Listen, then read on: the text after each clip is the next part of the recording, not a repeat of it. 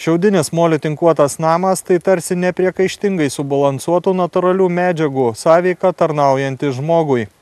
Taip mano šiaudinius namus statantys žmonės. Praėjusioje laidoje kalbėjome apie šiaudinių namų tinkavimą ir šiandien šią temą tęsiame. Tinkas atlieka labai daug funkcijų šiaudiniame name. Tai yra net viena iš sudėtinių dalių. Pavyzdžiui, be karkasį statyboj, tai tinkas netgi laiko, sakykime, žaisdamas su šiaudu, laiko pačią konstrukciją ir stogo. Nuo to, kaip tas tinkavimas bus atliktas, netgi priklauso galutinė namo stovėjimo laikas. Tie namai, kurie statyti būtent be karkasiai statyboje Nebraskoje prieš 100 metų, stovi ir dabar. Reiškia, jau žmonės sugebėjo ir mokėjo technologiškai gerai uždėti tinką. Kitos savybės, aišku, priešgaisrinis. Dar viena funkcija tinko, tai yra pats molinis tinkas veikia kaip antiseptikas.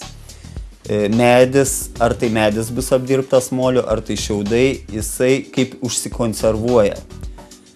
Yra nemažai patirties, kad po 100 metų, po 50 metų iš molinių namų išėmus medinės detalės, jos yra tiesiog kaip šviežios. Viena iš svarbių funkcijų tai yra priešvėjinės izoliacija. Šiaudinių namų skirtumas nuo kitų namų yra tuo, kad juose nėra jokių priešvėjinių izoliacijų. Tai yra labai svarbu, nei prieš garinių, plėvelių, nei ko. Tai yra natūraliai namas stovi ir drėgmė vaikšto iš vidaus į išorę natūraliai. Tai yra lygiai taip pat kaip rąstiniuose namuose, viskas vyksta automatiškai. Norint įrengti gerą molio tinką, reikia tepti ne vieną molio sluoksnį ir kiekvienas sluoksnis turi savo ypatumų. Čia yra prieš 3 dienas, ko gero, nuteptas tas pirmasis sluoksnis, kuris jau išdžiūvo. Dabar mes jį drėkinam ir užnešam tokį išlyginamą, kaip jį pavadinti. Sudrėkinti yra būtina, kad sukiptų tas pirmasis molis su dabar šviežiu. Nu, šiuo atveju jau nebe ranka, jau įrankiu.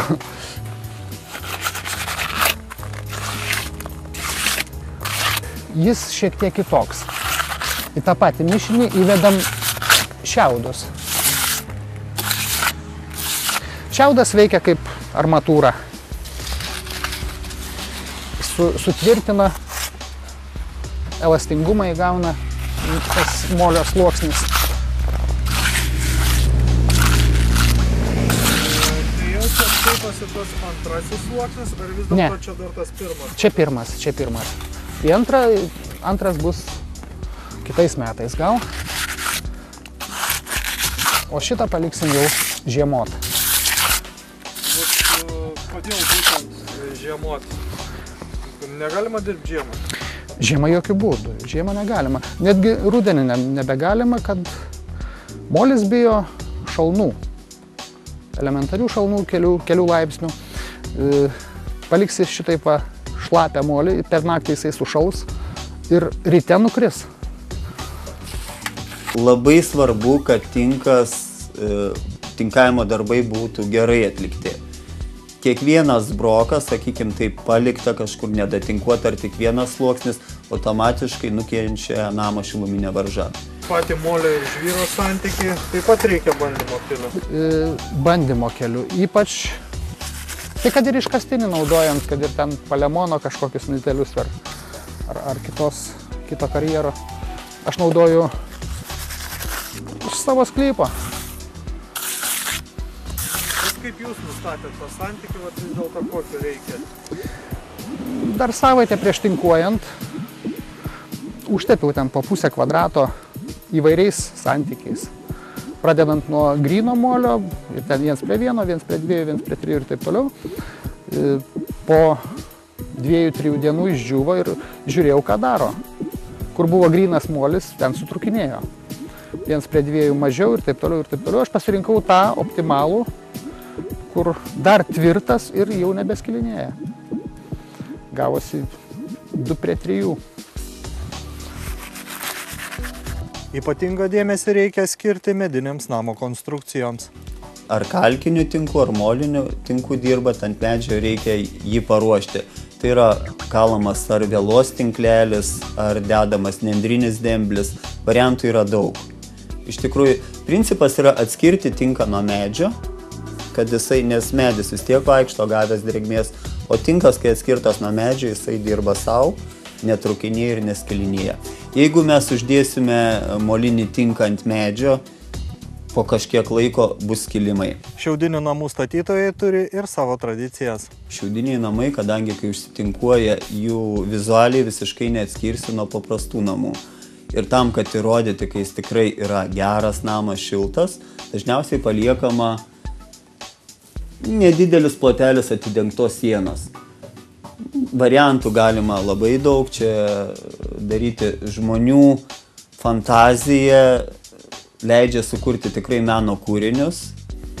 Pagrindinis tik akcentas būna, kad šiaudai būtų matomi, bet juos reikia uždengti, ar tai stiklu, ar kažkom, nes ten, kur nėra tinko, nėra ir priešvėjinio barjero, tai gali pūsti vėjas.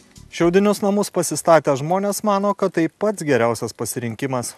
Manau, kad šiaudinis namas tai yra šiai dienai pats šilčiausias, ekonomiškiausias ir saugiausias, sakykime, žmogui, sveikatai, nes jis yra visiškai ekologiškas ir natūralus namas. Ir netgi nematau kitų statybos būdų, kurie jį lenktų pagal šias savybės. Tai yra taupo žmonėm pinigus, sveikatą ir juose iš tikrųjų gera gyventi.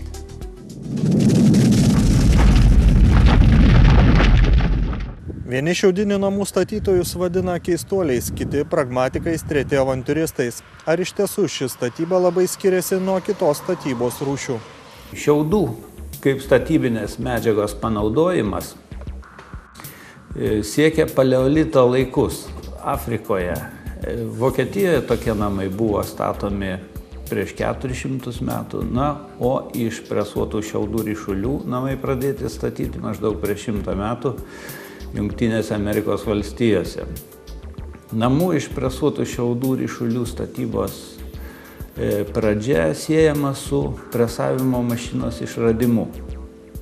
XIX amžiuje buvo statomi įvairios paskirties pastatai. Tai gyvenamieji namai, parduotuvės, mokyklos, netgi dvarai ir bažnyčios. Taip pat žemės ūkio paskirties pastatai. Tokia statybos technologija atsirado dėl tokios paprastos priežasties kaip įprastinių statybinių medžiagų ir medienos trūkumas. Vėliau, apie 1940 metus, šis statybos būdas buvo pamirštas dėl sparčiai besivystančios pramonės. Bet tačiau dėl pavienių entuziastų dėka šis statybos būdas buvo išsaugotas nuo visiškos užmaršties, o šiais laikais jis tapo netgi labai aktualus dėl didžiulio masto aplinkos taršos ir klimato kaitos problemų. Ruošdamėsi laidai aplankėme Šiaulių rajono gyventoją, kuris statosi namą iš šiaudų. Seniai svajojau apie ekologišką namą, kol nežinojau apie šiaudinę statybą, kol nebuvau įsigilinęs, maniau, kad rąstinis ekologiškas. Bet jis nepakankamai šiltas, reikia šiltinti jį papildomai. Po to kažkaip internete radau apie šitą šiaudinę statybą. Seminaruose dalyvavau, kol įtikėjau, tai buvo ilgas procesas, bent porą, 3 metų rinkau informaciją, bet dabar aš juo tikiu. Daugumas mano, kad šiaudinis namas nėra praktiškas ir patikimas. Šios technologijos patikimumą ir ilgaamžiškumą įrodo faktas, kad prieš 100 metų statyti pastatai iki šiol yra naudojami pagal savo paskirtį. Energijos taupimo ir šilumos išsaugojimo požiūriu presuotų šiaudų ryšulių namų sienos yra apie 43–54% efektyvesnės už nustatytą norminį šilumos perdavimo koeficientą. Tipinės presuotų šiaudų ryšulių sienos šilumos varža R yra 7, o šiuo metu reikalaujama, kad ji būtų R5. Taigi izoliacija viršija reikalavimus. Kad šiaudiniai namai tikrai šilti, jo savininkas net neabejoja. Manau, kad bus šiltas. Geoterminis šildymas. Čia jau kaip ir nieko naujo neišradau. Čia turiu prie Kauno yra Domas Surkys. Jis užsiima šitą statybą. Sau pasistatė panašaus dydžio namą ir apšildymas geoterminis. Tai džiaugiasi. Netgi šilumos siurblį pasistatė mažiausia. Mažesnį nei reikalauja kvadratūra. Šiaudinis namas pasižymi ir kitomis geromis savybėmis. Dėl apsaugos nuo triukšmo reikalavimų atliktais tyrimais nustatyta, kad apšiltintos šiaudais tinkuotos sienos garso absorbcijos koeficientas yra 55 decibelai. Tai labai geras garso izoliacijos rodiklis ir jis atitinka A klasės ypatingai gero akustinio komforto pastatų sienoms keliamus reikalavimus. Presuoti šiaudai priskiriami E klasiai, taip kaip ir putplastis su degumą slopinančiais priedais. Todėl nepadengtų atspariomis ugniai medžiagomis pastatų statyti nederėtų. Nors bandymų metu 30 minučių kaitinant tinkuotą gipso molio tinku presuotų šiaudų sieną 1000 laipsnių Celsijaus temperatūros atvira ugnimi, sienos išorės temperatūra pakyla tik 1 laipsnių Celsijaus. Taigi tokios sienos yra daug atsparesnės ugniai negu medinės. Didžiausias šiaudinių namų priešas drėgmė, tad apsauga nuo drėgmės sąlygoja ypatinga šio namo statybos technologija. Ypatinga tuo gal, kad pamatas kaip ir eilinis pamatas. Ant pamato dedasi padas. Reikia izoliuoti šiaudus nuo drėgmės. Ir visoje statyboje saugot nuo drėgmės. Čia tuo ir kitokia statyba, kad pirmiausia dengi stogą, po to darai sienas. Į karkasą jau esama. Šiaudai kaip statybinė medžiaga, jinai pigi, bet imli darbui. Reikia daug dirbti. Bet darbas malonus. Nustatyta, kad šiaudų puvimas prasideda, kai jų drėgnis yra didesnis kaip 18%. Todėl būtina šiaudus saugoti nuo drėgmės, pradedant jau nuo jų presavimo momento, taip pat statybos ir eksploatacijos laikotarpiu. Apsaugai nuo graužikų sienas reikia padengti armuotų tinku arba plokštėmis. Graužikai nemėgsta žieminių javų, ypač rugių šiaudų, žinoma, jeigu jie bus gerai iškulti. Apie pačią statybą ir naudojamus įrankius paprašėme papasakoti patį statybininką. Į karkasą dedasi šiaudinės kitkos, tas vadinamos. Kas 3 eilės jos spaudžiasi, veržiasi domkrato pagalba. Susispaudžia 3 eilės apie 15 cm, užfiksuoji ir vėl 3 eilės dedi. Čia tam, kad išvengti sėdimo su laiku. Šiaudas gali susigulėti, susėsti. Tai jis suspaudė iš anksto. Presas čia kaip ir kiekvienoje statyboje reikia pusplitės, tarkim, ar ten kitų išmatavimų plytos tos kitkos. Tai susimastėm tokį presą ir tiesiog rankomis perpresuojam. Statant šiaudinį namą naudojamas vienas gana neįprastai vadinamas įrankis. Tai čia ne aš, taip šiaudis tai vadina. Ir smagu buvo stebėti. Teko dalyvauti tose statybose. Smagu buvo stebėti, kaip sustoja dviese tie šiaudistai. Pažiūrėk, sako, siena nelygi. Nelygi. Argumentuok, kolega. Jis pasiima argumentą ir argumentuoja. Taip, smagu. Vidas Valotka mano, kad atsiranda vis daugiau žmonių besidominčių šią statybos technologiją. Kiek žinau, yra kokie 6-7 namai apie Šiaulius. Taip kad bendraminčių ratas taip pat nėra mažas. Ir besiruošiančių statyti žinau, kas svajoja, ruošiasi. Daugiau apie šiaudinį namą, jo statybą ir technologinius sprendimus pakalbėsime kitoje laidoje Plyta prie plytos.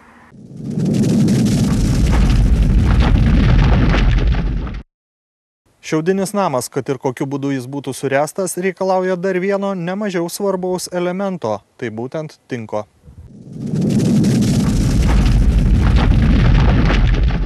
Sienų išorinė ir vidinė pusė turi būti padengiama tinku. Vidiniai sienos pusiai geriausiai tiktų molio tinkas. Tai natūrali medžiaga, padedanti užtikrinti gerą patalpų mikroklimatą, ji netoksiška, neturi išmetamų dujų, dargi turi savybę šiek tiek sugerti buitinius oro teršalus. Taip pat padeda reguliuoti patalpų drėgmę. Molio tinkas pasižymi ir antistatinėmis savybėmis, netraukia dulkių.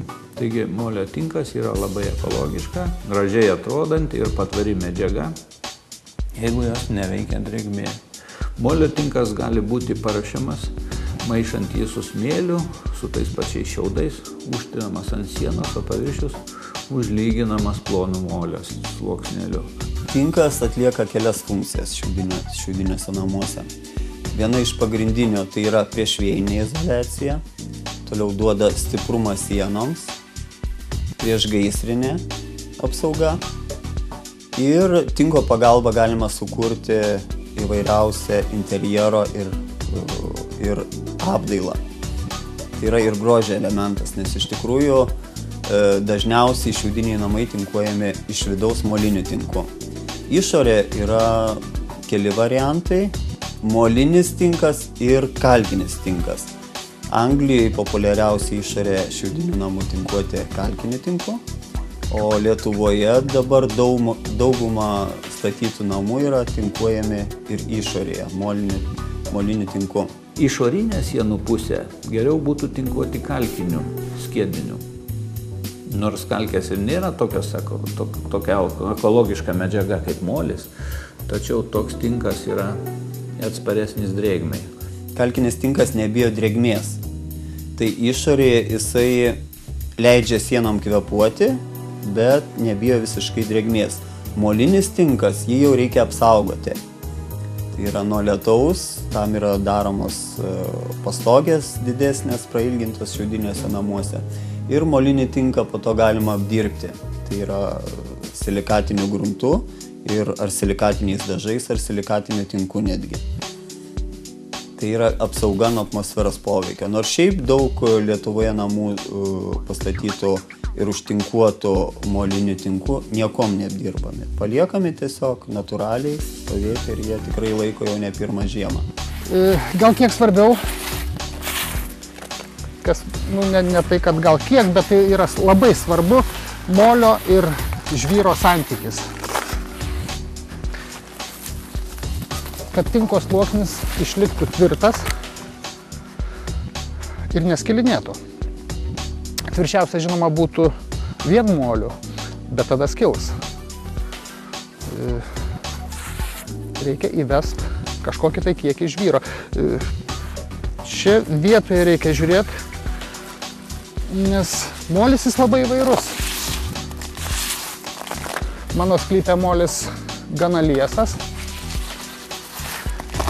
Tai man užtenka įvesti prie 2 dalių molio dedu 3 dalis žvyro. O jeigu pasitaikytų raudonas molis, riebus, žvyro gal reikėtų iki 7 dalių. Tinkavimo procesas susidaro iš mažiausiai 3 sluoksnių. Pirmas sluoksnis yra įtrinimo, kaip sakant, sutvirtinimo, būtent šiaudų. Šiaudų armavimas, galima netgi taip pasakyti. Galima net pasižiūrėti ant stendo. Čia yra įtrintas pirmas sluoksnis ir uždėtas antras sluoksnis tik tais balto molio. Ir jau galima pajusti, kokio tvirtumo gaunasi siena. Stiprumas atsiranda dėl to, kad šiaudas dirba kaip tinklelis. Molis įėjęs 2-3 cm į vidų, tinkavimo metu sukietėja ir duoda tikrai stiprią, patvarę sieną. Vidiniam sienom skaitosi, kuo tinko storis didesnis, tuo yra geriau. Tai yra kartu šilumos akumuliacijos šaltinis. Nuo to, kai bus nutinkuotas namas, priklauso, kiek ilgaamžis, tvirtas ir šiltas jis bus. Stengtis įtrint, kad kad molis įlystų į tarp šiaudų, į šiaudą, kad įsikiptų į sieną. Tai labai paprasta, labai smagu. Dirbt gali vaikai, moteris, čia nieko sudėtingo. Tas įtrinimas jis vienas, po to dedasi dar 2 sluoksniai. Nu ten jau kitas ir santykis. Aš bandysiu įvest kalkės. Į paskutinius 2 sluoksnius įvesiu kalkės, kad tiesiog dėl tvirtumo. Kad nebijot, kad išplaus liūtis kokia tai ar šiaip Lietuvos negandai. Kalkės ne tik apsaugo pastato sienas nuo drėgmės, bet ir keičia pastato atspalvį. Jeigu pavyks padaryti šviesų, įvedus iki 50% kalkių, turėtų pašviesėti, mane tai tenkintų. Šita spalva man, žinoma, niūri. Jau vien tai, kad nendrinis stogas, jis patamsėja tiesiog dėl kontrasto. Šiaudinių namų tinkavimo medžiagos yra nebrangios, tačiau jų paruošimas ir naudojimas yra labai darba imlus procesas.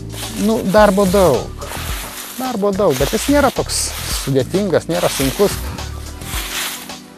Gal čia man taip malonus.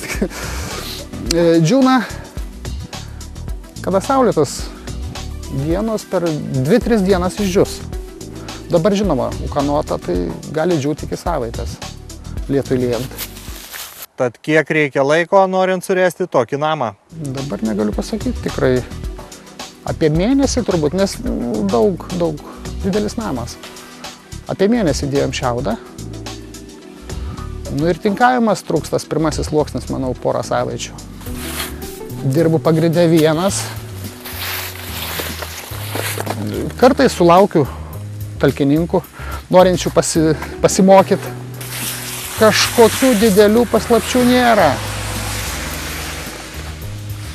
Galų gale, šiaudistai mielai dalinasi savo patirtim, kas yra statęs. Lietuvoje yra jau nemažai brigadėlių, kurios dirba būtent užsiema šiaudinių namų statybą, automatiškai jos ir tinkuoja. Tai yra tinkas pučiamas, stiprią srovė, kuri leidžia tinkui įsiskverbti giliai į paviršių ir procesas būna labai greitas iš tikrųjų. Vienas namas gali užsitinkuoti pirmas sluoksnis per vieną dieną. Tai yra iš tikrųjų didžiulis greitis, sutaupama laikas. Ir atliekant specialistui, 2-3 žmonės padaro nuo 10 žmonių darbą per trumpą laiką. Apie šiaudinio namo statybą ir tradicijas dar kalbėsime. Na, o žiūrovams noriu priminti, kad rūpimus klausimus specialistams galite pateikti naujienų portale ETA Plius rubrikoje Paklausk specialisto.